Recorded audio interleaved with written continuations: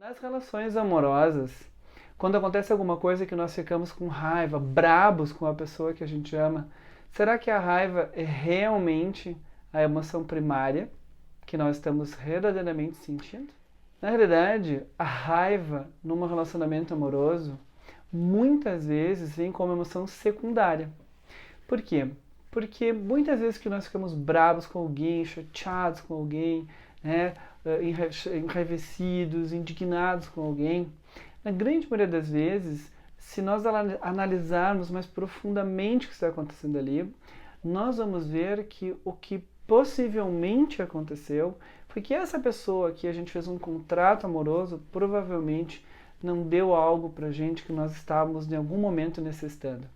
A gente pode ter perdido, por exemplo, a admiração, perdido o gosto, perdido, de certa forma, até um pouco do amor que a gente sente pela pessoa quando ela nos insulta, nos xinga, não faz algo que a gente gostaria que seria importante, ou de alguma forma faz com que a gente se sinta não atendido nessa situação mais importante de pertencimento, cuidado ou acolhimento amoroso. É bastante comum as pessoas virem para a psicoterapia falando que elas estão muito brabas umas com as outras, quando no fundo, por trás disso existe uma dor de perda. E a dor de perda vai sempre nos informar que existe uma tristeza, ou seja, existe algo dentro daquele ser humano, seja homem, mulher, cis ou trans, que se sentiu não sendo suprido em alguma necessidade importante. Então, essa é a primeira atenção que a gente tem que ter, que muitas vezes nós acabamos utilizando a raiva para dar conta de uma tristeza primária. Mas e por que isso acontece de uma forma tão frequente?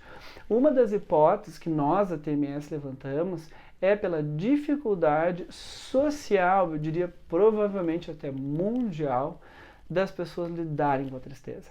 Que no momento que a gente sabe lidar com uma emoção e a gente ajuda os nossos bebês, as nossas crianças e os nossos adolescentes a lidarem com essa emoção, não há porquê a gente usar uma outra emoção para de alguma forma conseguir dar conta dessa primária. O problema é que, pensem junto comigo, quem de vocês escutou uma frase acolhedora com relação à tristeza? Do tipo, meninos choram também, não há problema em chorar. Ou, minha filha, você está triste e está tudo bem ficar triste. Afinal de contas, tu perdeste algo tão importante para ti e dói. Essas frases são frases que nós não costumamos escutar. Por quê? Porque as pessoas entendem que a tristeza é uma emoção negativa. E isso vocês já sabem, se vocês nos seguem e já leram o nosso livro, que não existem emoções negativas e que existem emoções desagradáveis, né? O Renato Caminha e a Marina já estão aí com toda uma revisão brilhante falando sobre isso. O que é negativo é o mau uso dessa emoção. Porém, tem mais um detalhe importante. Mas, Eduardo, se então a raiva sempre é secundária, a gente tem que sempre buscar a tristeza primária, correto? Errado. Isso na maioria das vezes. Mas a gente também percebe que a raiva pode ser uma emoção primária. Mas aqui, o que a raiva vai nos informar?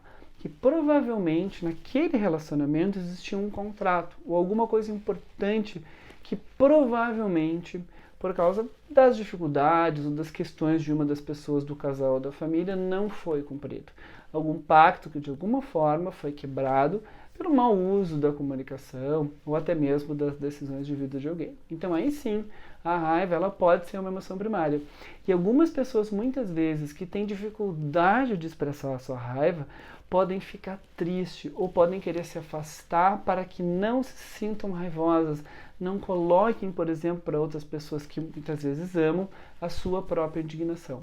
Então, nesses casos, é muito importante que a gente ajude essas pessoas a poder se conectar com a raiva, poder perceber que realmente foram desrespeitadas, obviamente, além da tristeza e da perda, e poder então se conectar e expressar assertivamente essa raiva, e não com agressão.